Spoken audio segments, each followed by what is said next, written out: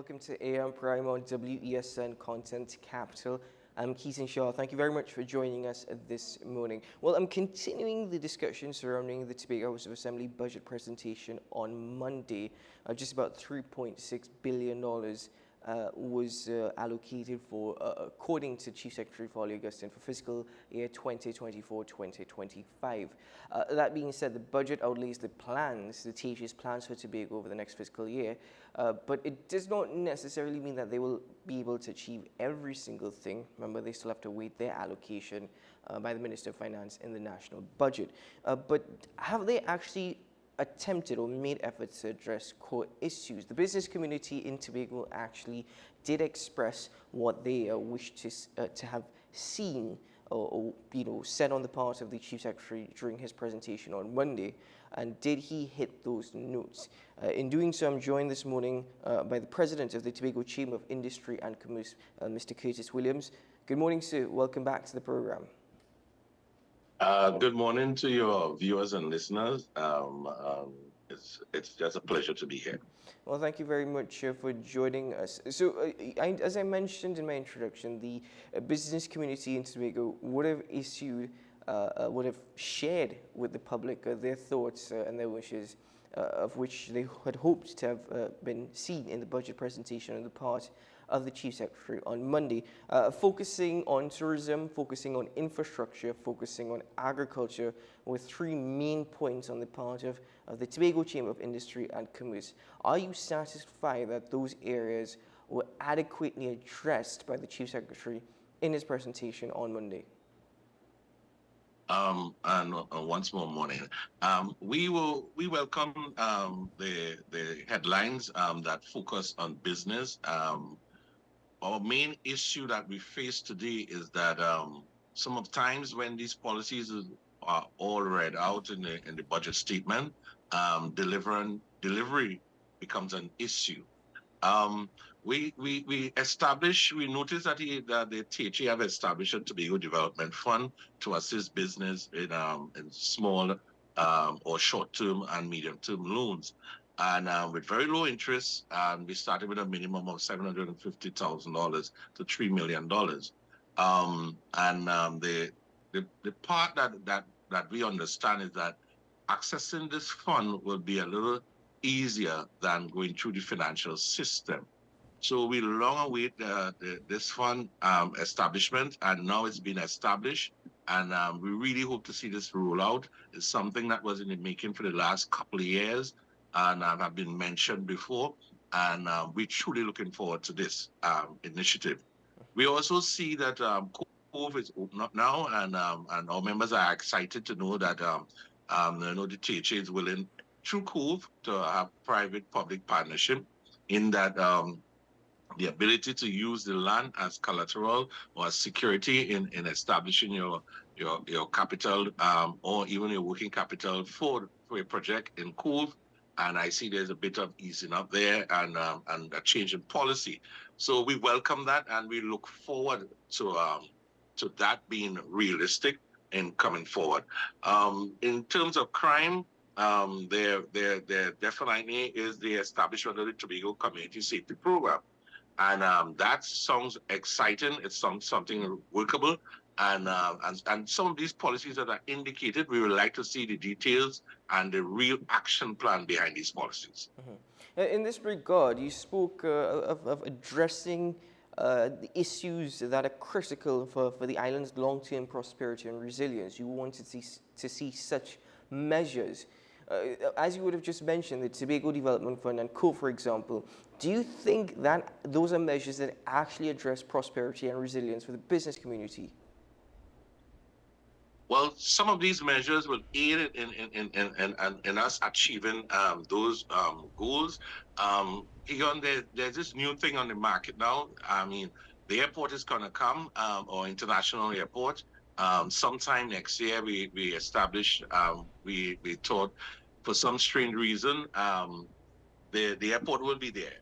June, July next year, based on the information we received, the airport will be open. When this airport opens, we ask ourselves, the Tobago-centric business must be given the opportunity to to actually get access to whether it's concession booths at these airports and other facilities that the airport may bring. The airport definitely would have to bring new airlifts, and we look forward to that because it cannot be a white elephant. So we, the Tobago business and the people, must be ready for such a welcoming. When we look at the tourism sector, there are not sufficient rooms stocked for these new airlift that will be coming to the island. So within the last couple of weeks, we have noticed that both the THA and the central government realized that, hey, we need to up our game. And so they were there within his plan and the central government plan. We see their policies. Well, we definitely see there were tours of investors on the island from both Africa and India coming to Trinidad and Tobago looking for investment across here in Tobago.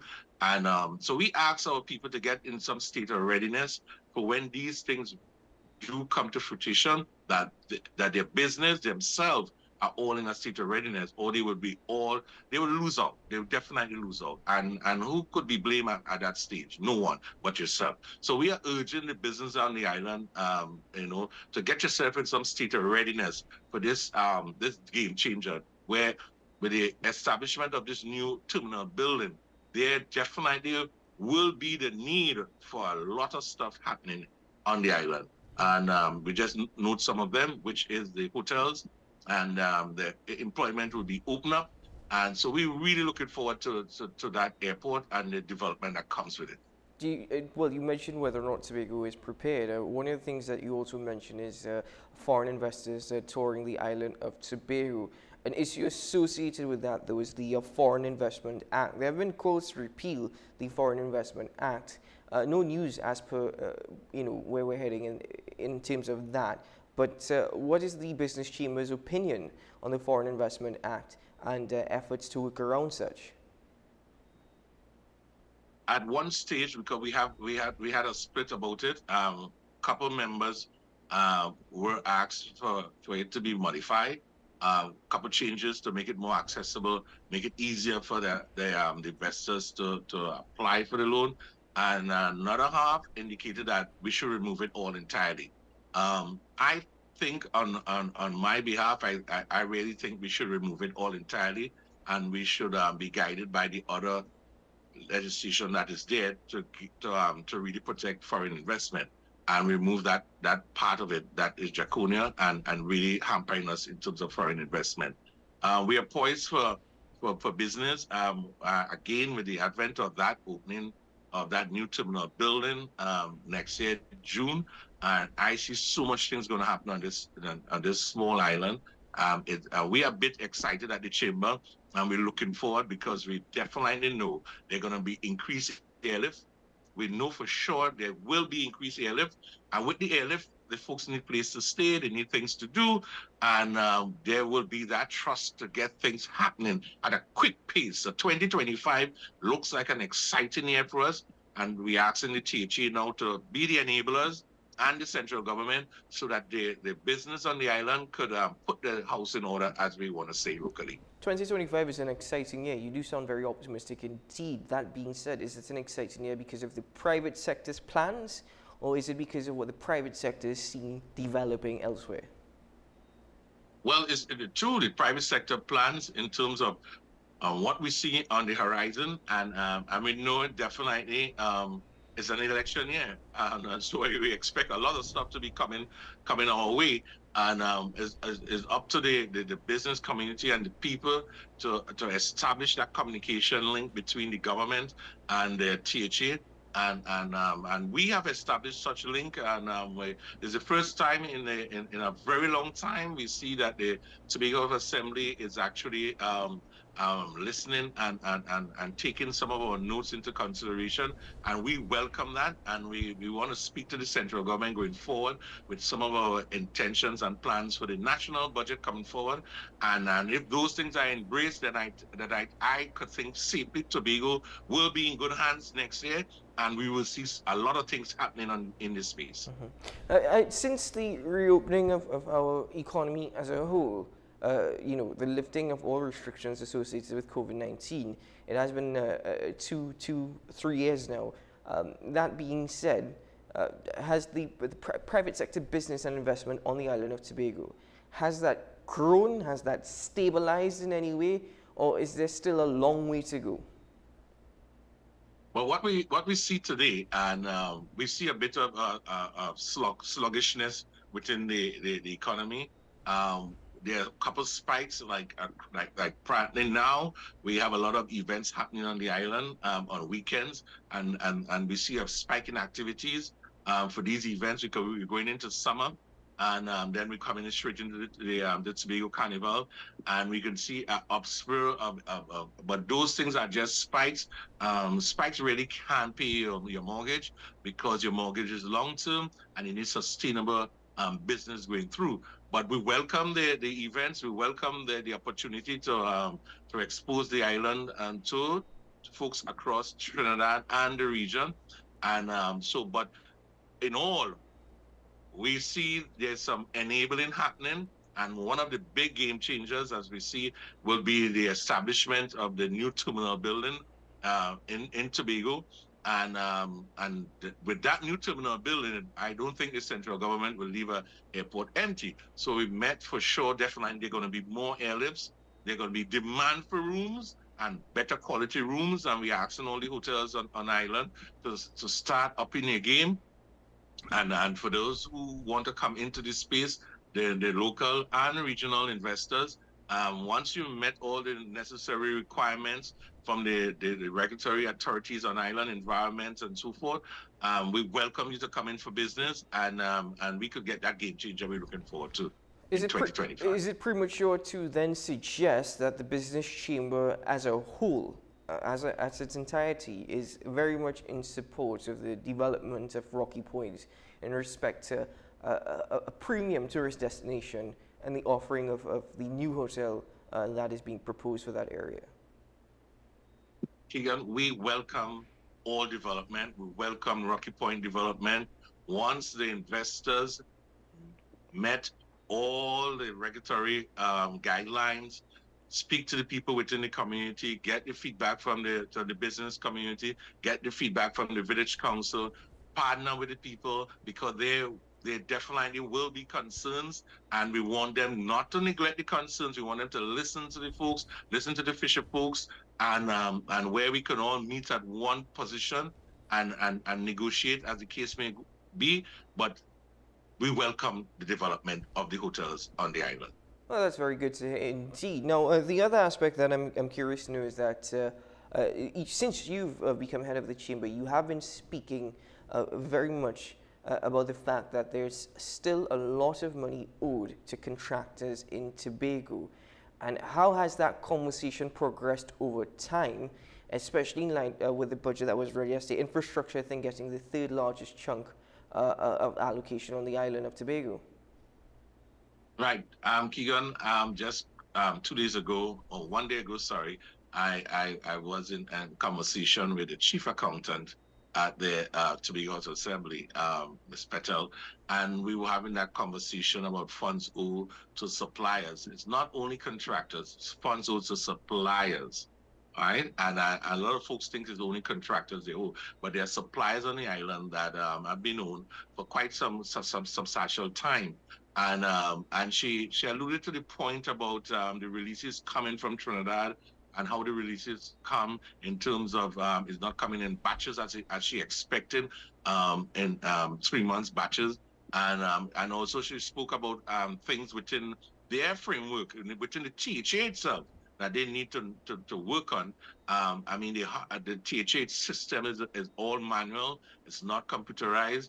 And that takes a real time. She said everything is done manual. You can imagine doing an NIS form and you have hundreds of employees and you have to sit there with someone going and just do this form manually.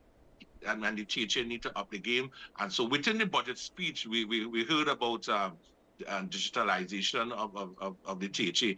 And this is definitely a plus. If they do get to that stage where you can process payments and invoices all digital, I mean, they're really getting to a place where it will be really, really good for us. But the THA do owe a lot of employers, not employers, sorry, lots of contractors and service providers at this point, and um, and they are trying their best to see what they can do to elevate this debt or bring it down to some substantial amount. We see they asked for $150 million, and in the mid-year review they only get 50 million from the oil spill, which was nothing of their fault, but they did pay out to contractors what little they can, and now they have bills mounting up to over $60 million and climbing. And so we asked the central government to look into it. It's a fact of critical importance that we could assist in meeting some of these providers in paying their bills. Now, again, just because of time, I'm exploring every little thing, not getting into too much details. But focused on tourism, focused very much on infrastructure, and you highlighted, quite frankly, a lot of optimism on the private sector's part for 2025. I'm very glad to hear that. One of the touching points in Tobago, though very critical, is that if you are going to be seeing more foot traffic on the island because of an influx of tourists, the development of the airport and more airlift to the island. One of the points is agriculture on the island of Tobago. It's been raised many a times that at one point Tobago was supplying food for itself as well as for Trinidad. Now that is an issue on the island of Tobago where they don't necessarily even are able to meet the entire demand of the island. That being said, agriculture is a critical sector that needs investment in Tobago. Are you seeing that happening? Are you seeing efforts for investment, whether it be locally or internationally, on the part of agriculture in the island of Tobago? Is that a sector that you are seeing with vigor development happening? Well, within the last, I think, 4 to 5 weeks ago, we met with the Secretary for Food Security, Ms. Pantin, and we give her a comprehensive list of things that we would like to see happening. And but she did indicate to us that she wanted to bring along her technical folks to have that further conversation with us, because due to the fact that the list was very, very comprehensive and detailed, and she would really like to engage the technical folks. So we're looking forward to that follow-up meeting, because it's important, just as you stated, that Tobago put itself in a position where it can sustain itself and even export some of the food stuff. One of the critical things was land tenure, and then we heard in the budget that property desk, the THA is going to establish a property desk so that the Tobagonians can get title to their land. What's happening is that when you're trying to use your land as collateral, because a lot of Tobagonians have land, their family land, and they're trying to use it as collateral or even to stand security for loans to get into agriculture, etc. Their lands cannot be used because the title is not good. So we welcome the establishment of that property desk that would assist Tobagonians in getting their land titles all tidy up, because it's a tedious problem to bring your title on the RPO. It's costly as well too. And so the average Tobagonian sometimes cannot afford this, and the lawyers have to work with pro bono, but it's very, very costly and time consuming to bring the lands under RPO. So those are some of the things that we mentioned to her, and we are happy coming out of that. We see the establishment of the property desk, where Tobagonians who are having challenges with RPOs, with their land issues, land in great-grandmother name, and you're trying to bring them on. I don't have that same situation, man. The land that we live on is not even in our name. So it's way, way, way back in our grandmother's name. And we have to bring that thing up to scratch. It's not an easy task. It's a process, and it takes for a very long time. Indeed, I hope that is addressed too. That is actually something that the current THA administration focused a lot on in their campaign leading up to the 2021 election. Mr. Williams, I want to thank you very much for joining me in the morning. I have to tell you, it's quite refreshing to hear some sense of optimism. It's not something that you are often privy to. So I'm glad to hear that on the private sector side in Tobago, that there is a sense of optimism. I hope that all that you spoke of comes to fruition, and so that the conversation continues to be one of positivity. Thank you very much, sir. And thank you, Keegan, and thanks, Trinidad and Tobago, for listening to us. I know 2025, with the advent of the opening of that new airport, things is going to change in Tobago. Let's keep our fingers crossed and look forward to that excitement. Take Indeed. care. Thank you very Bye-bye. much, sir. All the very best. Bye-bye. Mr. Curtis Williams, President of the Tobago Chamber of Industry and Commerce, joining me this morning. So while there's still areas that need a focus on and need work on in Tobago, the optimism on the part of the Chamber is most refreshing. Indeed, we look forward to the developments on the island for the year of 2025. A lot is happening, and let's hope that continues, that extends itself beyond 2025. Ladies and gentlemen, we take a break here on the program. We will return shortly as we continue this morning's discussions.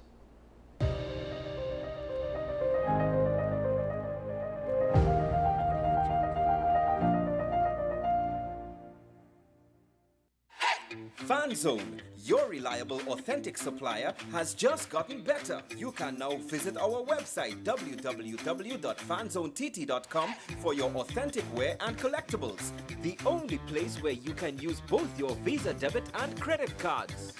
Visit our website fanzonett.com to make your purchase today.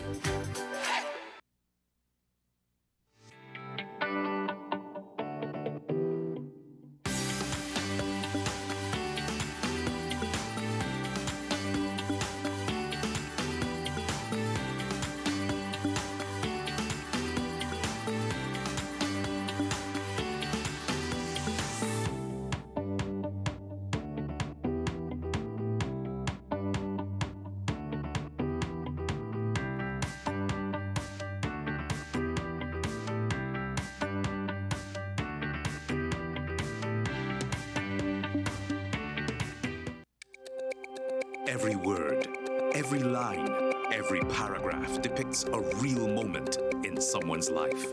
A father, a sister, a mother, a brother. We at Newsday are dedicated to you, the people, and through independent, unwavering journalism, strive to always bring your stories to life. Because your stories are more than just words. Newsday, independent and credible. The home of Caribbean content is growing, and we welcome you to be a part of the #1 platform for young personalities who are driven to make a positive impact in society.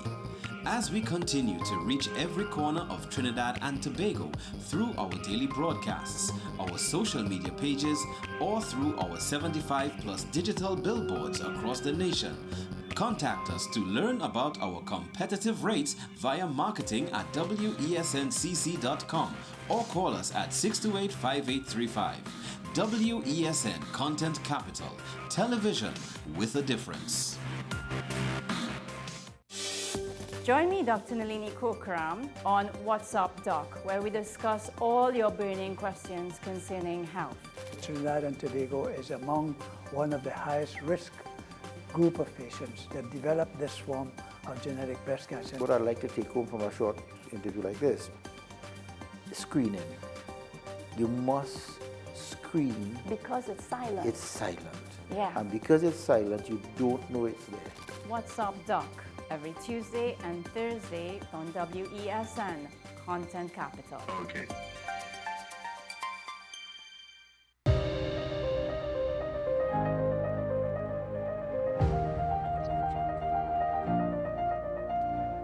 Welcome back to the program, ladies and gentlemen. Thank you very much for being with us this morning as we continue the conversations. Now, at the PNM Sports Day held over the weekend, the Prime Minister hinted at a snap general election. Well, that's the interpretation based off of him saying stand by, essentially just stand by and be prepared. And many across the nation were wondering exactly what he meant. And as I said, the interpretation has become a snap general election. In doing so, though, how are other political parties preparing in the event? In fact, are they prepared should the Prime Minister decide to call an election date anytime soon? I'm joined this morning by the Public Relations Officer of the United National Congress, Dr. Kugmiu, my apologies. He joins us virtually. Good morning, sir, and welcome to AM Prime. Good morning. Nice to be here again. Well, thank you very much for joining us. Indeed, a lot has been happening with the United National Congress, and we are aware obviously, of the internal elections, the results of such, and the swearing in of the new national executive. But with all that is happening internally with the UNC, how has that affected in any way at all their preparations for general elections, whether it be a snap general elections or the elections carded for 2025? Well, I mean, the entire process of going through this internal campaign and the local by-elections, has made us reactivate those aspects of the party machinery, and we've had hundreds of cottage meetings throughout the country, and I mean, and there's a very important fact, statistic, which is that in one day we were able to get 18,000 members out to vote in our elections, whereas when Karen Nunes Teixeira challenged the Prime Minister, political leader Keith Rowley of the PNM, over 3 days, they got a little over 8,000 votes. We are an extremely mobilized party. I mean, as you would be aware, we've had, our regular Monday night meetings, Sunday presses, midweek presses, pre-budget consultations, pavement reports, TNT Speaks, Family Day, Sports Day. It's constant work we're doing. Over the last national executive, we had 177 of these various public meetings and organizations. And we are very, very much mobilized and ready as a unit. And so we have to just sort of basically just continue off after these internals, which is what we are doing. And we are confident. We are the most mobilized party, not only in Trinidad and Tobago, but the entire region, I dare say. Most mobilized, but should the Prime Minister call a snap election, and he has to do so 90 days before the actual election date, would the UNC be prepared to contest in that general election? And I'm talking about whether or not it be through a campaign, a manifesto, and even a presentation of candidates. Well, yeah. Well, remember, we had our nominations open and closed already from before the internal elections. So screening is set to take place. It didn't take place because of both the internals and the by-election, but that was I'm trying to remember the date exactly, but I believe it was in March or April we had opened those nominations. So that has been closed. We may reopen it again. The leader had indicated on Monday, but we have our nominations in, and our manifesto committee has been working since last year. Our marginal seats committees, all our committees have been in operation for well over a year now. So we are very, very quite prepared. What does the party as a whole, I mean, we've heard from the deputy political leader, Dr. Rudal Munilal, referring to the comments on the part of the Prime Minister as being desperate. But since the Prime Minister has made those comments, has the party caucused to discuss the comments and a plan going forward? Well, we have our plan in place as I said, for over a year, we've had all our committees in place. We have a new national executive. After the swearing in on Monday, there was a meeting. There will be a meeting again shortly. But all the committees and groups that have been operating for the past year or so, focused on elections, continue. So we are quite confident, and we've been looking forward to this. I mean, we keep calling the Prime Minister to call elections.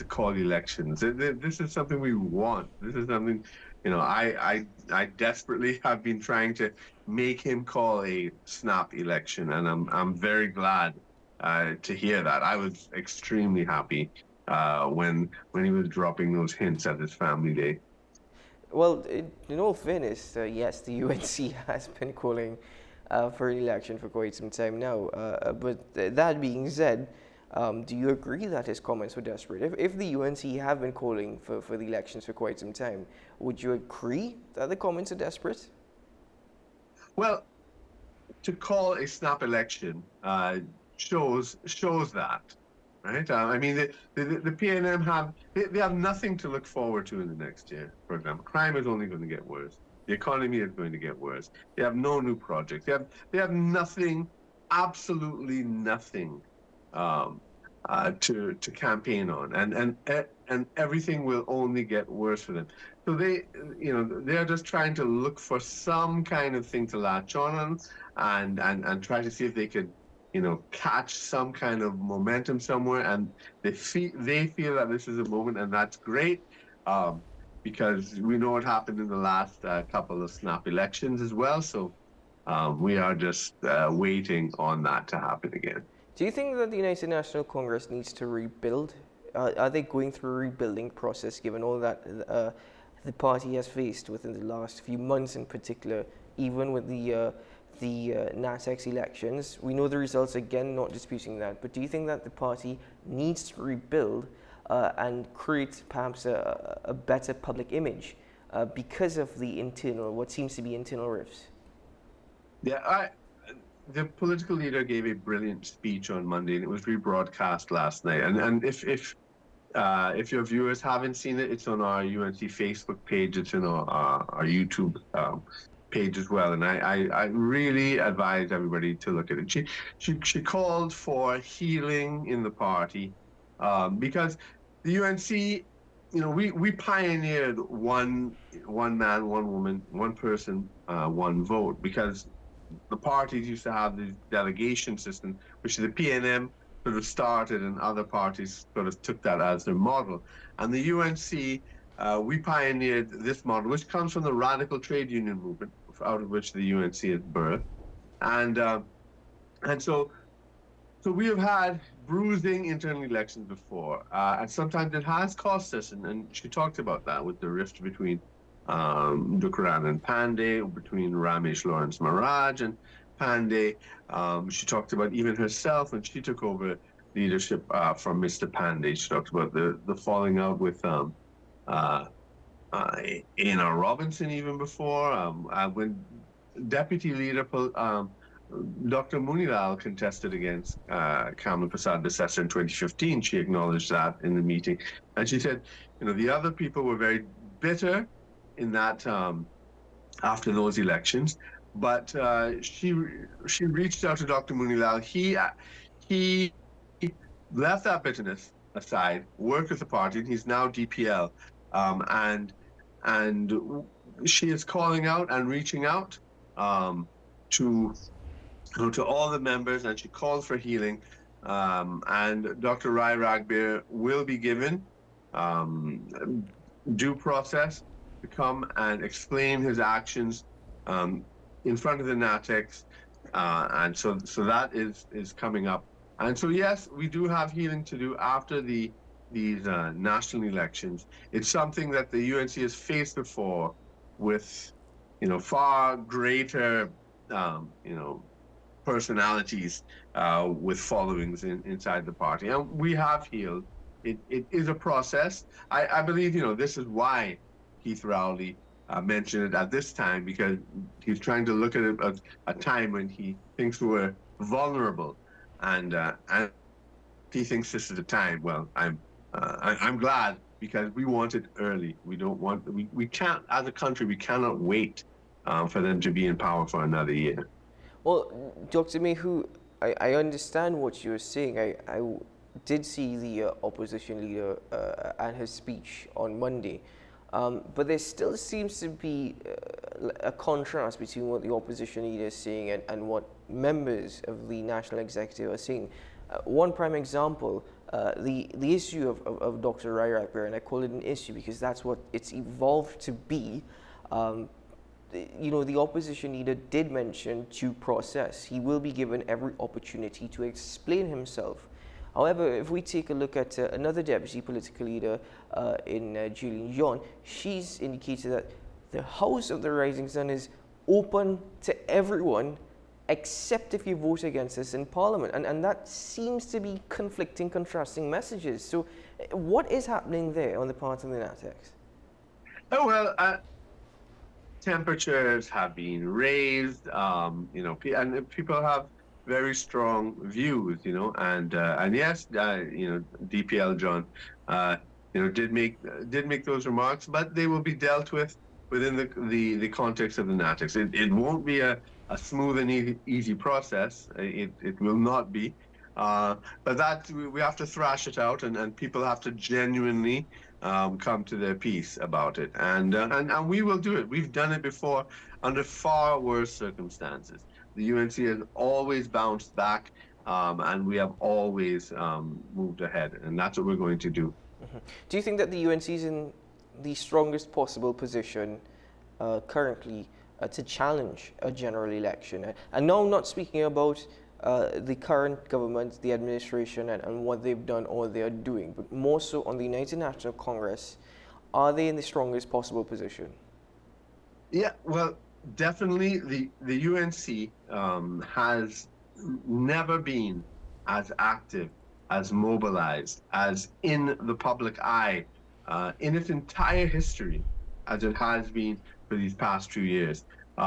We have our membership has I'm trying to remember the exact figures, but it's almost what Councilor Bessessa brought it down. It was from the tens of thousands to over 100,000, and the UNC has never been more vibrant, and we are far more vibrant than the PNM as a party, and the PNM is in power with with all the resources of the state. That's the only thing that keeps them alive. The PNM cannot survive in opposition as the UNC has done. All they depend on is distributing largesse from the state. We are able to survive and push and thrive, and we have really been never as mobilized, as ready as we are now. The party is in a very, very good state. In the marginals, for example, we have been working extremely hard, extremely scientifically in terms of creating party groups and structures and getting our voting machinery out. It's something that we've been working on a very, very long time.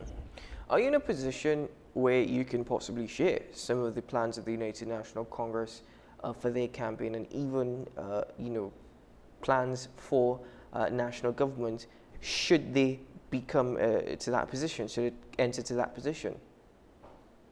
Well, I can't share the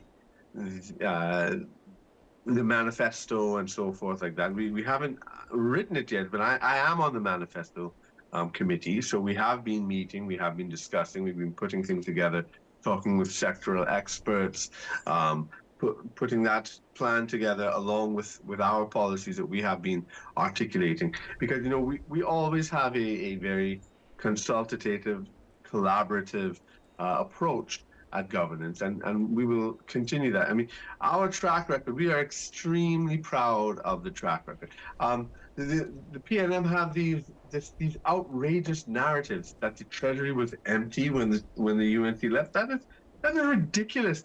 We had the highest GDP in our entire history in 2014. We had the highest foreign exchange reserves that we've ever had in the country by 2015. The PNM have taken that back 17 years. We have not had as low foreign exchange reserves for 17 years. They have spent more. They have this narrative that they have these revenue difficulties and challenges, and they've never faced anything as hard in their life. We came in power after the Great Recession, and we were able to have this massive infrastructure development, massive social welfare program. We experienced growth at a time when the rest of the world was falling. That's even like the first term when you had the Asian crisis that had the world collapsing. Under the UNC, we didn't even notice that the world was going through this crisis. And we, in terms of crime reduction as well, in education, our achievements in things like sport, we never won more gold medals at an Olympics than under the UNC, under Kamala Prasad Bessessa. In all these areas of achievement in education, we never had better SEA results. We never had better scholarship results. We never had better pass results. All these achievements we will bring back again and enhance. And the excellent period of government that we are very proud of from before, we will bring back and increase and enhance, because we will build on the experiences that we went through before. Do you think that I mean, that's all well and good to hear, but do you think that you're in a position to replicate such? Because you said that you didn't, UNC government back in 2010 to 2015 did not necessarily realize what was happening globally because of what was happening down here. You guys were moving forward. However, things have changed dramatically since 2015. So to now say that these are things that you're going to do again, is it just easier said than done? Oh, it's not going to be easy, but our modus operandi is one of collaboration. That's what we need. You know, Keith Rowley is a very antagonistic person. He's arrogant. He's rude. He's brash. People. He's not a people person at all, and everything is bullying and ramming things down people's throats, and they have this narrative that they're making tough decisions to help the economy when the economy has gone down to its lowest level since 2006. It makes no sense. What we know that, you know, questions of revenue, of reopening Petrotrin, of getting our agriculture started back, of rebuilding a lot of the destruction that happened over 9 years. It's not going to be an easy task, but with the right attitude, to make sure we get things done and to stick with it. That has always been the UNC's strength. That we've always been able to no matter what the obstacles are, to figure a way around it, and we always do so in collaboration with the people. You see, I like to use this story. It's actually from the Bible, Jesus and the loaves and the fish. I remember my religion teacher, because I was actually raised a Catholic, and I remember my teacher telling me the story that, you know, the story of the loaves and the fish.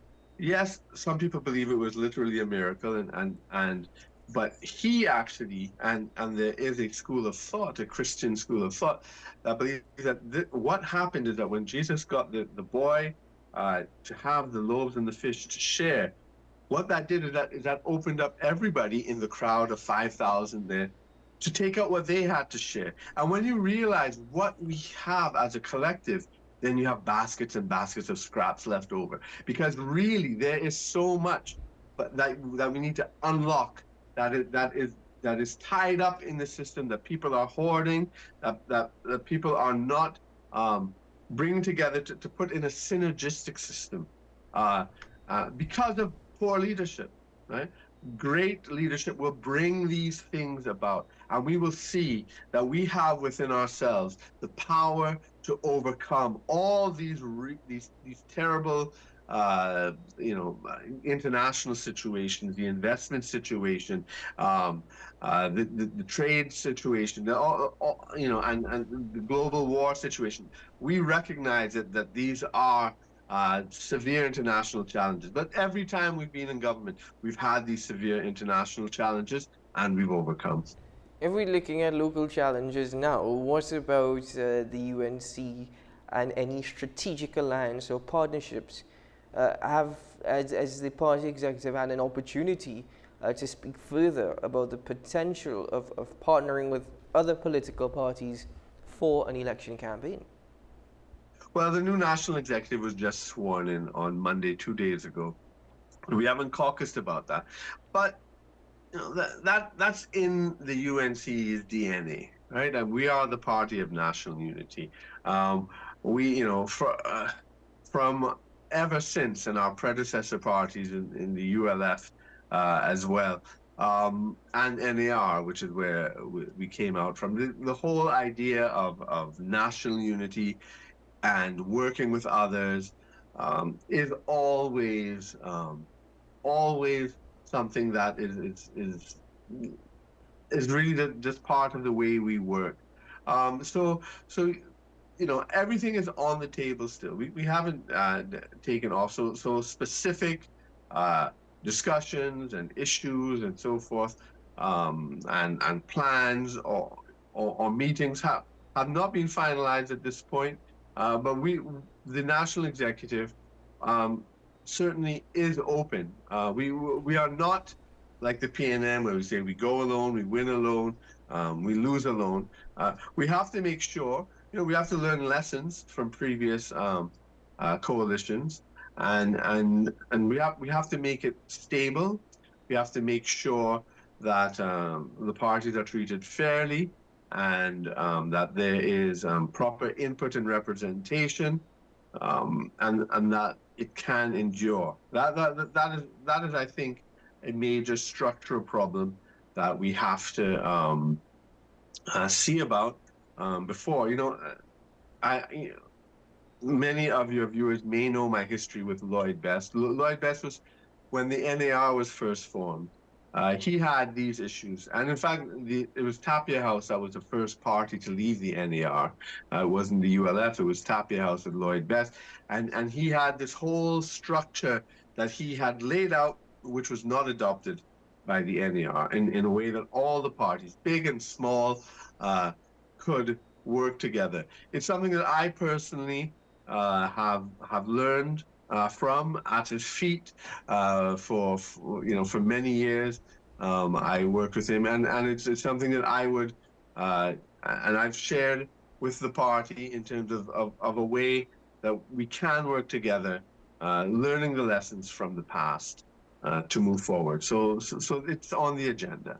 Thing is, you might not have much time to do much more planning, so I do hope that the next time that we have a conversation, you'll be in a better position to perhaps share a bit more with us about the UNC's plans. But Dr. Miu, I want to thank you very much for joining us on the program this morning. Thank you very much for your time, and thank you very much for sharing what you can with us as per the UNC's plans going forward. All the very best to you, sir.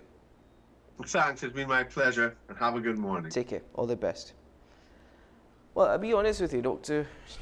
Kirkme is quite a hard-working public relations officer. I mean, he really is, and every day I know to members of the media that he is very much in contact with members of the media, and he is always sharing information. So I hope that continues. I hope that continues in the long run. Ladies and gentlemen, we take a break here on AM Prime, and just bear in mind, a lot is happening in TNT. Outside there's a jungle, but inside studio, it's going to get a bit more wild in a bit. We'll return, and we'll have Wild Wednesday.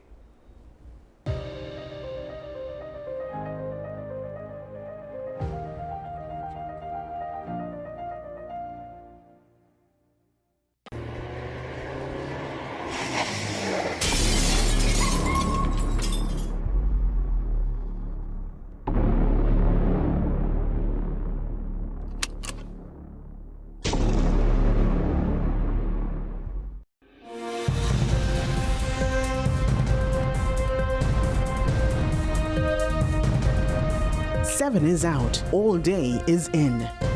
WESN News on the hour.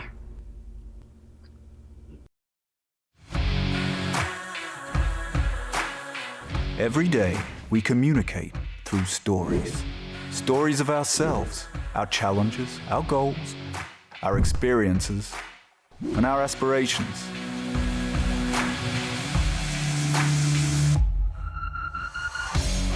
Storytelling is an art that we have mastered. WESN Film Studios comprises a collaborative team of experts with extensive industry experience locally, regionally, and internationally.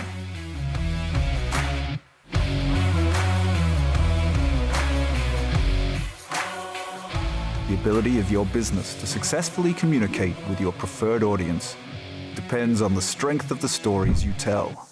Your vision should be communicated in a high-quality, professional, and creative way.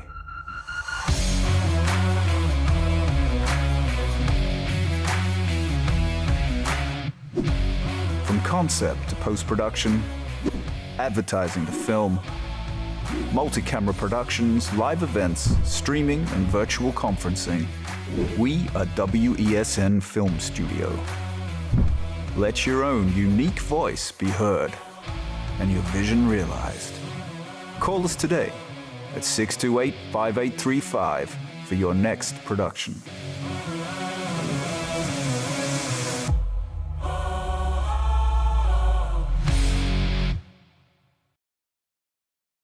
This is 10 Questions. I'm Andy Johnson. The distance from where we should be in the world in going forward on our commitments with climate change. The effects of climate change that cannot be accounted for, it's called loss and damage. And we're seeing loss and damage happening so much more in this decade and the previous decade. The principal term there was this question of the correspondent banking issues. That is why we're trying to build capacity with this country here, Trinidad and Tobago, and other countries in the region. Man is not showing any signs of stopping or even slowing down. More than half of the forest in Trinidad is already gone. All the plants and all the animals and all of the nice clean water and fresh air and everything had to be on this planet for humanity to have a chance. We have small change when it comes to countries that can take decisions, and when they speak, the world listens. The General Assembly is a very democratic forum. And Trinidad and Tobago has the same vote as Canada, in spite of the obvious difference in size.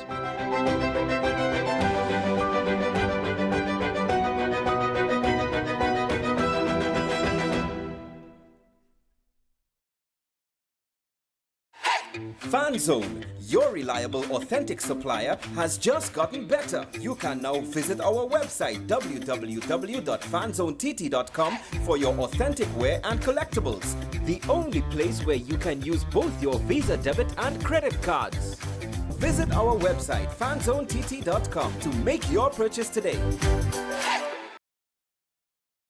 Imagine a world where arguments don't exist. CICR is a full-service conflict resolution company that offers mediation training and workshops for all. In 2024, our 40-hour workshops are back, giving you all the tools you need to become a certified mediator in Trinidad and Tobago. Want to know more? Call us at 768-6778 or visit our website. Let's work together to make the world a better place.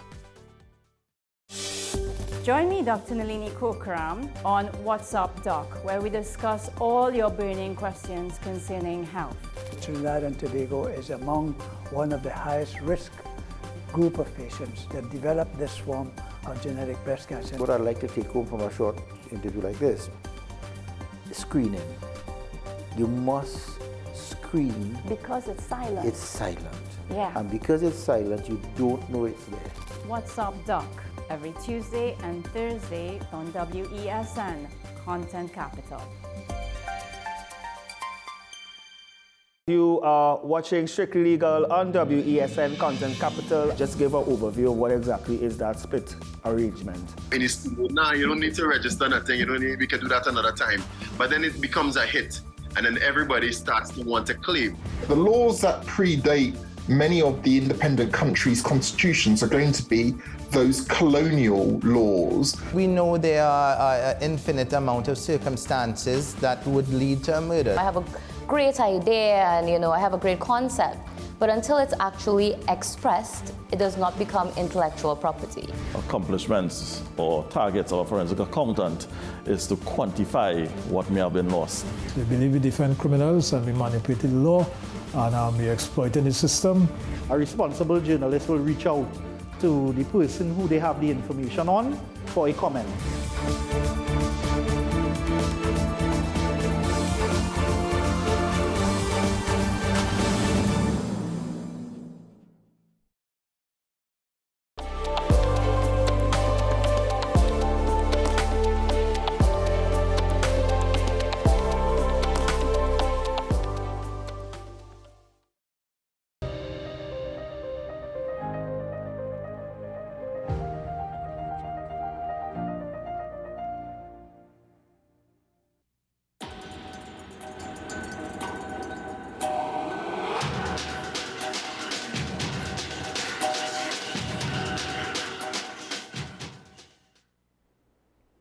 Well, it's been about a month since we've been able to welcome in studio Ricardo Meade. I know that we've had a Wild Wednesday replays, but I'm pleased to welcome once more our very wild guest, who, it's disappointing, man, the beard revolution has come to an end. Ricardo, good morning. Good morning, good morning, good morning, and thank you for having us here on Wild Wednesday. It seems like it's been such a long time. It has. It has. Where's the cameras? Where's the camera? It's like strange, a new studio or something like that. There. Oh, there we go, right there. Good morning, everybody out there in at the www, looking in, listening at our program this morning. Indeed. We're about to get wild. We are about to get wild, but how are you doing? It has been about a month. Yeah, we've come back from Central America. It was a great trip, and a lot of things are happening at the center, and we're looking to forge our way forward. But as usual, we're focused on education as one of the main conservation tools that we employ. So we've got to get out there and reach and teach. And how has that been? Great, always. Every opportunity, even birthday parties. We've done birthday parties and people have come to us and said, I've never been to a birthday party where they make us sit down and listen to somebody. But it was fun because we do something called edutainment. So it's educational and entertaining at the same time. So we believe in rather than people just looking at the animals, we give them information or show them something interesting about the animal so they hold on to something and take that away. Not only that, they can even pass that information on to someone else, and that could save the life of an animal. Well, I'm glad that that's good to hear, and that's all part of why we have Wild Wednesday as well. Definitely. Usually I'm accustomed to maybe some furry guests. I'm accustomed to even some guests with scales. Mm-hmm. Things are a bit different this morning. Yeah, glad you brought up that point because quite literally. Point made and point brought on. So our guest today is, he likes to get his point across quite effectively, and that's what I'm afraid of. Even in situations that can be termed a bit prickly, but he sticks it in such a way that we do get him. You ready to meet our guy? I hope so. All right, so here we have with us today, let's see if we can get this guy to come across nice and easy, without too much fuss, without too much muss. Ladies and gentlemen, this little guy is the Brazilian porcupine. Now, we didn't get him from Brazil. They have them in Brazil, but they are native here in Trinidad, the porcupine that you might have heard about, but most of what people know about the porcupine or think they know, very, very wrong. Okay, before I even start, what is that? Right, so this porcupine is handicapped. Okay, he's differently abled. He cannot see. Okay. All right, so that's our reason. He's not gonna make it out there in the wild. We believe that the people who had him would have had him under really bad husbandry conditions and as well as very poor nutrition. So as a result, his eyes are just pretty much sealed shut. Yeah. He can't see. So he's quite sensitive to noises and touches. So whenever I touch him, he would react a little bit until he, if I do 2-3 times, so now he's not reacting because he realized, oh, it's you again touching me. So he's calmed down a lot in the studio there. Okay, but if anything startles him a little bit, he will raise his spines as his defensive measure. So he's not 100% sure, so he's raising just slightly, but he's allowing me to rub his nose here. That's his nose. His nose doesn't have any quilts on it. I actually just thought that was him breathing. Right. I realized that was just Yeah, this grunts, him communicating. And well, the coolest thing is that he gives me competition when sleeping. He snores. Which I heard this morning, by the way. Yeah, he snores. But I guess it's not as rough as my snore, but he snores there when he falls asleep. He has quite a personality for a porcupine, I must say. Well, porcupine are rodents. All right, so those who eaten porcupine, which is illegal, porcupines are rodents. So in fact, rodentia, it's a rat. It's a pointy rat. Just as the capybara is the biggest rat, a lap is a bigger rat, a guti is a bigger rat. Rat is a rat, is a rat, is a rat. They're all rodents. All right, so don't disparage against another culture for eating rats or eating guinea pigs when you are pretty much doing the same thing. I've noticed, though, to look a bit more at his physical features, his Fingers are very much human-like. He's when I say you could see obviously he's got some talons there, some claws. Yeah, he's got his claws. Well, remember he climbs trees. I say talons so his because hands, that's exactly what it looks like. His hands are quite like ours. That helps him to hold on to the bark. The claws helps him to hold on to the bark to climb the tree and so on like that there. So his front and back foot and the nails can overgrow. So we have to be very careful with him. Sometimes if we have to, we will have to do some cropping on the nails because if it grows too long, they will actually grow back into their flesh and now prevent them from being able to climb. So we have to provide him with surfaces where he can actually trim his nails down by climbing and stuff like that. And even his teeth, we have to be very careful with his teeth that they don't overgrow. So now, they don't stop growing. Rodents. So right now they're very close to the extent where we may have to take it to the vet, have it sedated, and then have some dental work done and some maintenance done on it, which is the vet is not going to be happy when we come in with this. But if his teeth were to become overgrown, does that affect him health-wise? Yeah, he won't be able to eat. But remember, the teeth grow all the time. So if they're overgrown now, how is he going to get anything past? Would it ever stop growing? Could it actually penetrate the roof of his mouth, or I think he would die before that. He would die before that because of starvation. Because of starvation and poor nutrition. So we have to. These are things that people don't understand. They want to keep this as a pet. They want this or that or the other. You have to understand the animal's needs, and 90% of the time you cannot provide what the animals need, especially in terms of the proper medical and clinical care. So leave the animal. Well, Ricardo, it seems as though many of the animals that you bring in has a similar story about people having them and having not one clue as to their care. Yeah. What is necessary for them. And this chap, he's lost his eyesight because of that. Yeah. Yeah, you have to just look at the country. We're crying, crime. Where are these criminals coming from? They had mothers and fathers and situations. They're human beings, and we can't even manage ourselves, mind our own business. But you want to mind an animal like this that you don't even know what type of animal it is really, other than saying, well, it's a porcupine.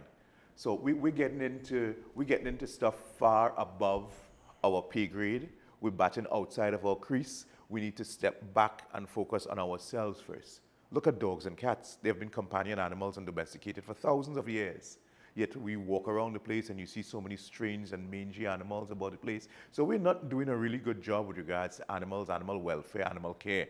So we need to step back away from the wild exotics that have particular needs and focus on ourselves, taking care of ourselves, taking care of our families, and taking care of the domesticated animals around us that have no choice but to rely on us. Then we can possibly look to expand, and it may never really happen. Forgive me, I heard everything that you just said, but this guy, what is that cologne that he's wearing? Well, he's so strong in here, so strong where I'm sitting right now. This guy is the Greek god of smell. We call him Odiferous. Odiferous, right? These sacrifices his musk. I'm actually quite accustomed to it. It's nice and pleasant for me. It's just a wild smell for me now. But when you first encounter it, especially in a small air-conditioned room or in a car, it's quite jolting. But that is what he must use to attract the ladies. That is what he uses to attract the ladies? Yeah, almost most mammals have. We have it also. I guess every bred have a cheese boy. Hey, they are very solitary creatures. They would occupy basically almost like a 12 square kilometer area. So it's kind of tough to cover the ground to go looking for a girl. There are no singles clubs and stuff like that. So the smell and scenting helps to mark him, his area. And if the ladies are so enamored, they would pick up on that smell and they would, they track him down and then they would get together. So they have a very slow reproductive cycle, even for a rodent. Rodents usually produce fairly quickly, but they have a very slow reproductive cycle. Oh. So probably might get an offspring every couple of years. Every couple of years? Yes. And when you say offspring, one? One. Wow. Okay. So they're very much, just by their gestation period, they're really set up almost for failure. And now you introduce man who's killing them, easily they can be wiped out, quite easily. Continuing with looking at he's got a prehensile tail. I think I've been doing this for quite some time, enough to recognize that's a prehensile tail. Yes, that is a prehensile tail because it's arboreal, so it spends a lot of times in trees. Yeah, that was a new word I just learned, by the way. Right? So, yeah, arbor, our National Arbor Day, National Tree Day, yeah. So a lot of time in trees where they're safe and they would sleep away the day because they are nocturnal. Okay. Right? So they would sleep away the day. I mean, you know, if you're very quiet in the forest, you might be able to hear one snoring, you know.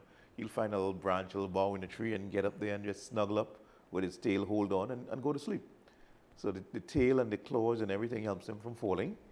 And then come 6 o'clock, they wake up, smell the coffee, smell themselves, and get out there and, you know, do what they have to do.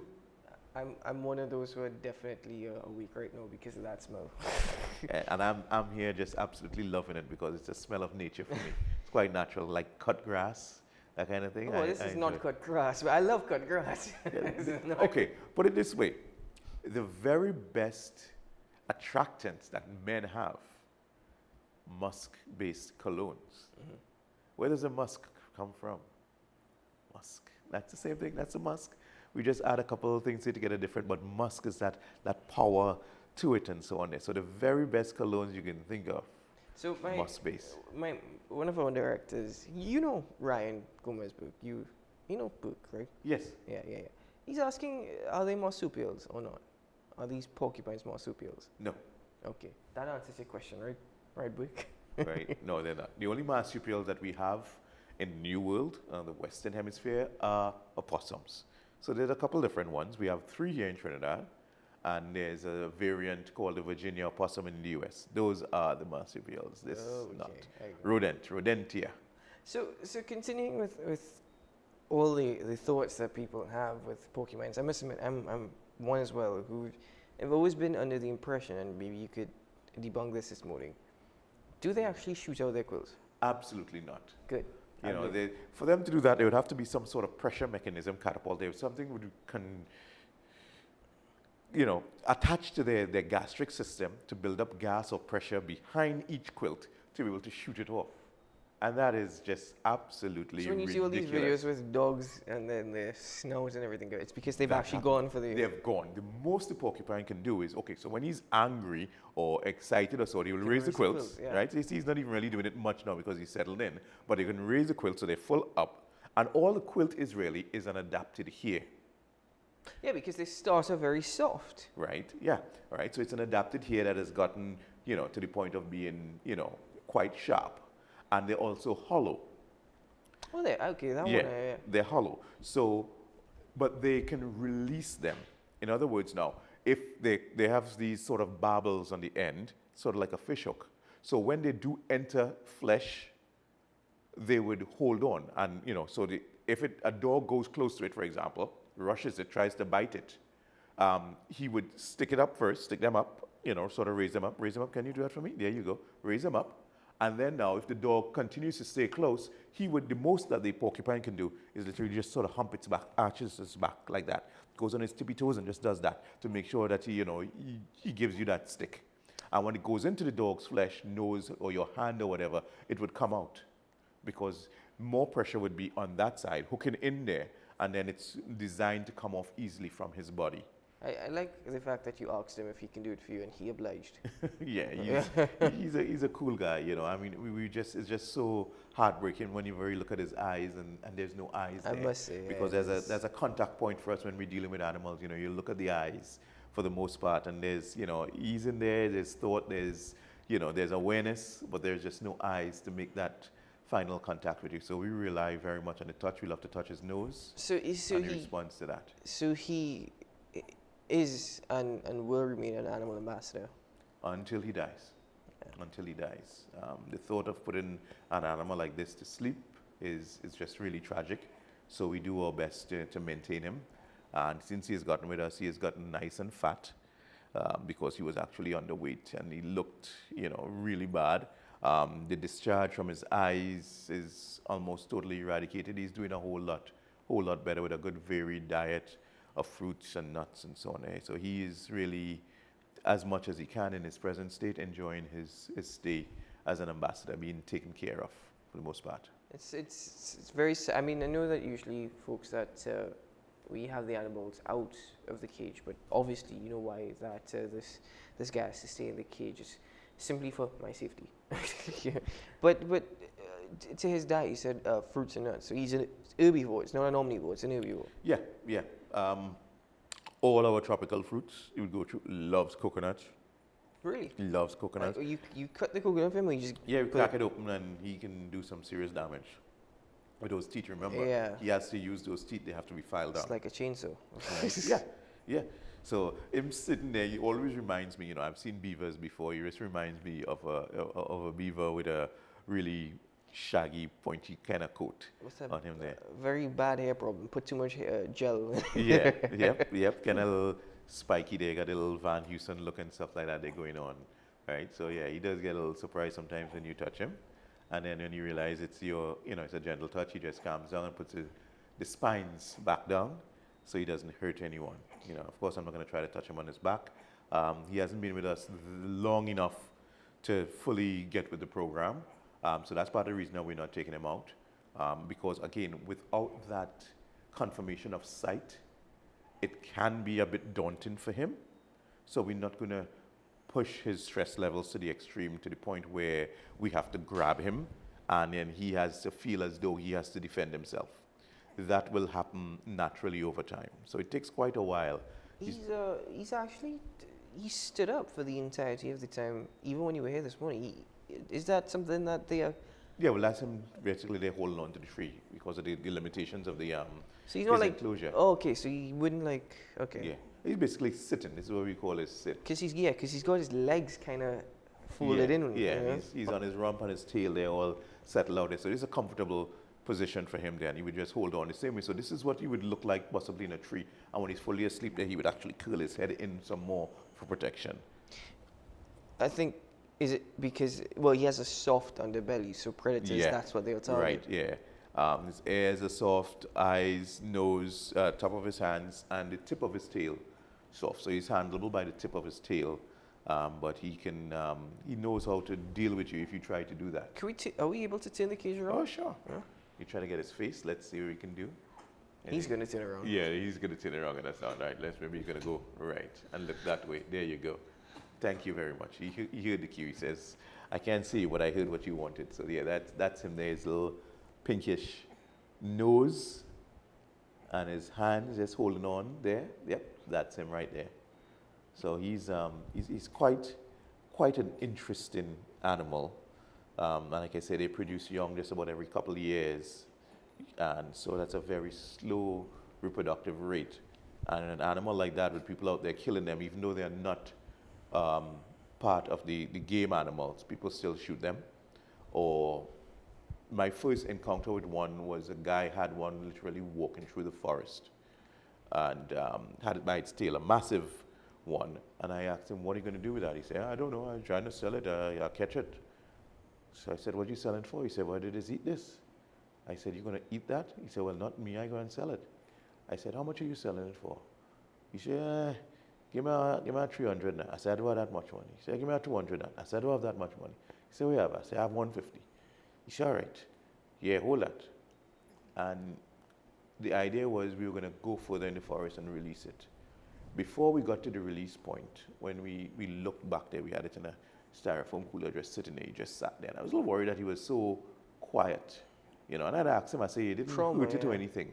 He said, nah, I just catch it off the tree there. I know how to catch them and thing there. And, you know, kept admitting and guarding over the cooler in case he came out. He didn't move. When we got to the point, I said, okay, this is a good point to release him. And he looked at him. He had passed. And he was bleeding from his nose and his mouth. Hit him on his head. So he had apparently been struck. He was suffering internal injuries and bleeding. He suffered to that point? Yeah. And this is the sort of thing that we see and experience, you know. And I held it for quite a while. We took it back home, kept it in the freezer for quite a while, not really knowing what the hell to do with it, you know. And I wished we could have gone back down the road and found that guy and then used the spines from this guy and just stick him in his eyes and so on there for him to possibly feel the sort of suffering that he made this animal go through. and I asked him, you didn't hurt the animal or anything like that? No, I of know course, to catch it. He would have probably taken a bamboo and struck it off and hit it off from a tree where it was sleeping or something like that there.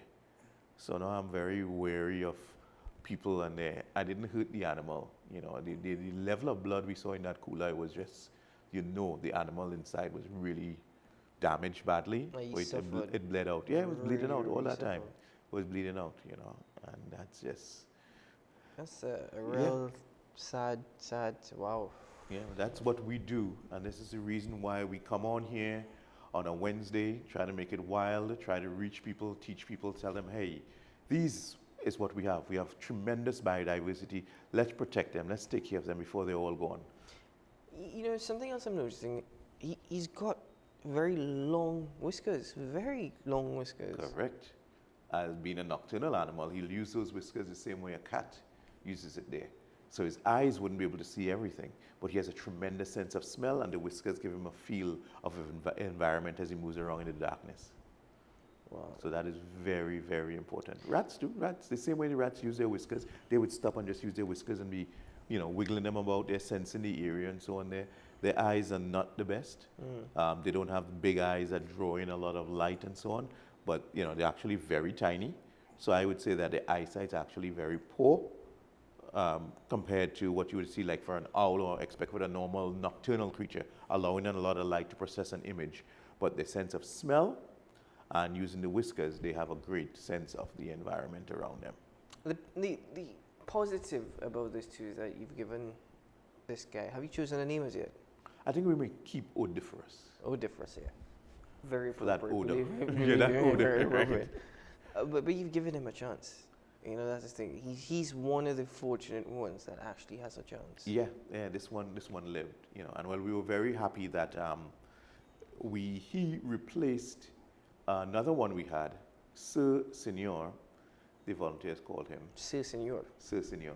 Yeah, he was very fortunate. We took him up to Acerite Nature Center, and with Hadco and Acerite, we were able to release him on their compound, which is fairly well protected. You know, a lot of people come there to see and appreciate the biodiversity. So he has found a home there. So that was a wild one that we rescued. One of our volunteers, Jeremy, rescued that in I think, Maraval or Santa Cruz. And the people wanted to beat him up to get it back. Okay, the neighbors wanted to beat him up and try to block his car because they wanted to eat it. So these are the sort of adventures that we go through and volunteers go through when we send them out on rescues. They wanted to eat the porcupine, which is illegal. Trinidadians are really, boy, something else. We're different. No, because you're absolutely right. We will be very critical and chastise other cultures if they eat rats. Right. And in many countries, it's a norm to consume rats. Yep. Like in India, you have rat catchers. It's their job to go out into the field and catch the rats. Right. But they're poor, so they actually eat the rats as part of their diet. And we would frown on that, you know, and yet we're not doing anything different. In fact, we're consuming a bigger rat. Right. You know? An endangered rat, a rare rat. Yeah, that's pretty much it, you know. And then we look and say, oh my gosh, they're killing elephants and rhinos. Yeah, Yeah. Ricardo Mead, I want to thank you very much for joining us on the program this morning, and thank you for bringing Odiferous. As I said, I think out of all the animals I've met, that's perhaps the most appropriate name. The Greek god of smell. How's his hearing though? Because I'm seeing his ears. His hearing is... Yeah, they have good hearing. Yeah. They have good hearing, yeah. So he will know his name is Odiferous. I dub thee Sir Odiferous, Lord of bad smells. Lives up to his name. Certainly lives up to his name. One more question from Book. He wants to know where they keep the babies. Do they keep it in a nest, in a burrow? The babies hold on to them. So they hold on to the soft underbelly, yeah? Yeah, and even onto their back and their spine. They wouldn't spike up the babies and so on. And actually, the funny thing is the first time I encountered a baby was actually in Florida. A friend of mine, they were breeding them, this particular species, and she was absolutely freaked out that we're from Trinidad and we have these naturally in the wild. And the baby was actually the color of a red howler. That's what a red color. Really? Very long fur and very soft. Very soft. It was the coolest thing. I never saw Biggest surprise ever. Red, like a red howler, and very soft. He says as they age, those hair, that fur drops out, and then the little spikies come in, softer, and then they get firmer and You'll firmer. get a bit hardened in our age. Yeah, yep, that's how it is. So this Sir Odiferous. Like I said, he's one of the lucky ones that he has a fighting chance. Yeah, yep. So yeah, I'm rubbing him a little rougher, but he's understanding. It's still me. I think he's probably enjoying that though. All right. Yeah. The thing is that if he was bothered by it, he would have moved. So he just stays there and takes his little rubs and so on there, and he actually just does the raise up, and he does that routinely, raises up these little spikes and so on there, and that's it there. You remember how, like the most common name for a German Shepherd is Spike? Right? Yeah, you put the collar on them and you call them Spike. The most common name for him was Spike. And this guy doesn't even qualify for that. Yeah, I know. They didn't want to go with the very, very obvious name. You guys are talented. The first is actually talented when it comes. Write a book. Ladies and gentlemen, that's it for Wild Wednesday. Ricardo, thank you very much once more. Odiferous, pleasure meeting you. It's good seeing you and smelling you. Right. Smell you later. Yeah, more. When I do mean smell I thought that was me. I do mean smell you later because unfortunately this scent will hold on in your studios for quite a while. So I know your producer is going to come in here with some Lysol. He's going to come with some Lysol just now to try and eliminate this malodor, according to him. So. Ricardo, thank you very much, my friend. All the very best. Good seeing you once more. Thank you. Always a pleasure to come on here and reach and teach. Indeed. Ladies and gentlemen, thank you for joining us on AM Prime. Thank you very much to all my prickly guests for joining us on AM Prime this morning and for their contribution to the discussions. I'm Keaton Shaw, and we'll see you again very soon. Bye-bye.